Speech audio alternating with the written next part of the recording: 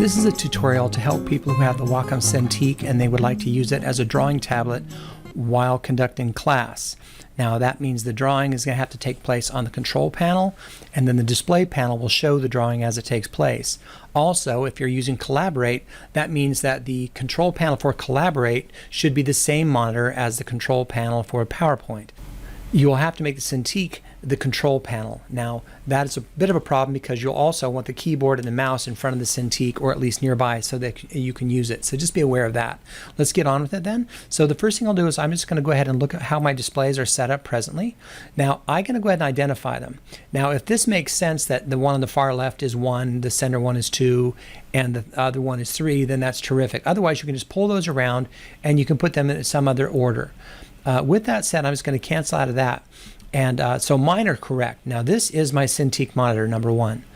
I'm able to move the mouse around with a pen, but I'm also just using a mouse proper to control that. Now 2 and 3, number 2 is going to be my display monitor. It's the one adjacent, so I can see what's on the projector that is behind me. What I'll need to do is to make sure that 2 and 3 both have the same output.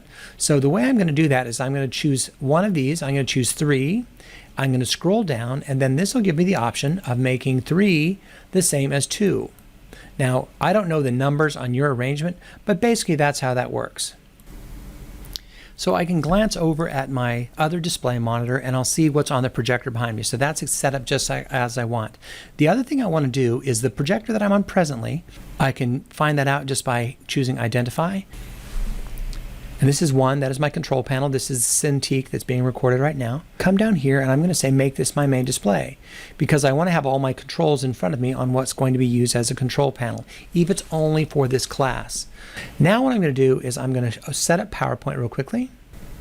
It has this screen, which is the editing screen, with which I'm sure we're all familiar. However, if I want to play this, I can hit F5, or I can come up here and I can choose this, which is play. Now what that's going to do is it's going to bring up 2 screens. It's going to bring up another screen, which is my control panel that you're seeing now, and on the other display it's going to show the presentation. Now if these ended up backwards, all I have to do is come up here and I got to go to display settings and I'll hit swap the 2. My presentation panel will take the place of my control panel and they'll swap back and forth. That's not how I want it though, so I'm going to swap it back. If I could come over here and tap this with my pen, and then I can choose pen. I can also come down here, tap that, and I can choose ink color.